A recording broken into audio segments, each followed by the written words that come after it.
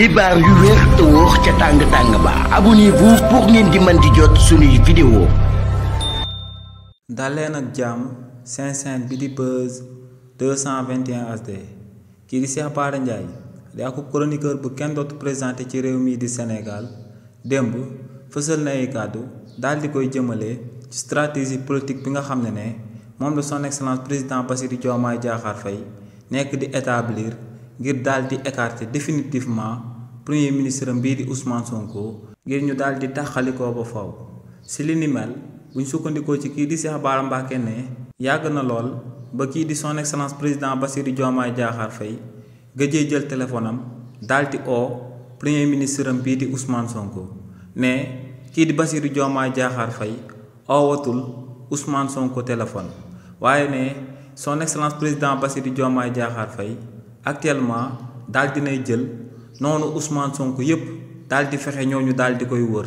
ne li ni mel moom moo sabab mu daal di beru daal di gën a dëggal coalition Diomaye président daal di jël kii di Mimi Touré mi nga xam ne akub rapport da ko daal di épinglé ci réewu Sénégal daal di koy tabb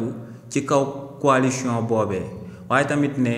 ginnaaw ba mu jëlee kii di Mimi Touré daal di koy tabb ci kaw coalition boobee ngir muy doxal ci kaw daal di jël kii di Maïmouna Ndour Faye di akub journaliste bu kenn dootu présenté ci réewu Sénégal ngir kookee di ko doxal ay mbiram ci suuf ne kookee di Maïmouna Ndour Faye moom moo yore appareil politique bi ndax moom mooy waxtaan di àddu di recruter politiciens yi ci suuf ngir ñooñee ñëw daal di rejoindre coalition bi ñu dippee Diomaye président waaye tamit kii di Cheikh Bara Ndiaye daal di wéyal ne ginnaaw bu président Bassirou Diomaye Diakhar Faye amalee li ni mel ba noppi daal di fexe bépp militant ak sympathisant bu féete woon ci côté te daal di may nopp bu baax a baax waa parti bii di Pastef mu daal di lay écarter ne li ni mel moom moo sabab kii di son excellence président Bassirou Diomaye Diakhar Faye daal di écarter kii di Salimata Dieng daal di koy dàq ginnaaw bu mu ko tabbee woon daal di koy def chargé de mission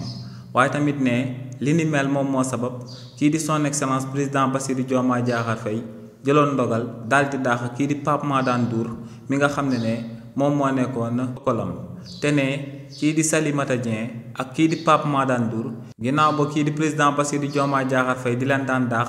ne yëgalu ko premier ministre bii di Ousmane Sonko ne Sénégalais yi ni ñu xëyee daal di koy gis ci journal bi noonee la ko premier ministre bii di Ousmane Sonko daal di gisee ci journal bi ne tamit ginnaaw ba premier ministre bii di Ousmane Sonko génnee gën a dëggal kàddu yi mu daan jibal ginnaaw ba mu nekkee woon ci opposition bi daal di gën a xamal sénégalais ak africains yi que ne ba tey dañoo war a daal di génn ci franc CFA bu fekkee ne monnaie boobee ñoŋaluñ ko ba noppi daal di ciy génnee réewu France ne premier ministre bii di Ousmane Sonko ginnaaw bu mu yëkkatee kàddu yooyu ba noppi président bu daal di nekk ca Guinée Bissau te muy Embalo ne kookee moom moo daal di contacter son excellence président Bassirou Diomaye Diakhar Faye daal di koy xamal que ne premier ministre bii di Ousmane Sonko respecté wu ko te ne ginnaaw ba ko kookee di Embalo waxee li ni mel ne ci saasi la ko kookee di président Bassirou Diomaye Diakhar Faye daal di gëm te ne li ni mel moom moo sabab kii di Bassirou Diomaye Diakhar Faye ginnaaw ba mu daan taseeg waa bureau politique bu waa parti bii di Pastef mu fësaloon foofee ay kàddu daal di wax que ne premier ministre bii di Ousmane Sonko joxu ko respect waaye tamit kii di Cheikh Bara Ndiaye daal di wéyal ne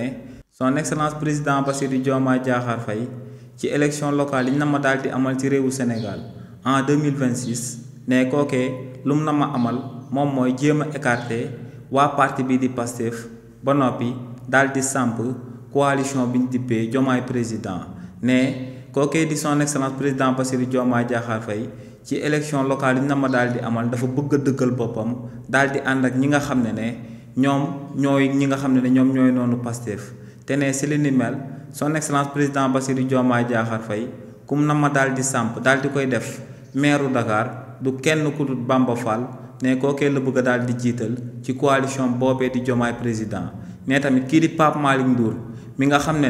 dañ koy topp ci ay dossiers judiciaires yu dul jeex ne son excellence président Bassirou Diomaye Diakhar Faye moom la nam ma daal di tabb daal di koy def maire Guinguinéo ne lu leer ba am moom mooy que ne ci manœuvre politique yooyee la son excellence président Bassirou Diomaye Diakhar Faye daal di nekk actuellement te ne bu patriote yi taxawul temm ngir daal di jàmmaaloog moom ne kookee li nga xam ne moom la tàmbale di entreprendre dina ko daal di réussir ne lu leer ba am moom mooy que ne son excellence président Bassirou Diomaye Diakhar Faye ak premier ministre am bii di Ousmane Sonko léegi neexootuñ te li ni mel la bépp patriote war a daal di xam daal di koy comprendre tàmbale di fas yéene xeex ak son excellence président Bassirou Diomaye Diakhar Faye ndax ne kookee ci politique dong la daal di nekk te bu waa parti bii di Pastef sàgganee ba mu daal di am ampleur bu mu bëgg a daal di am ne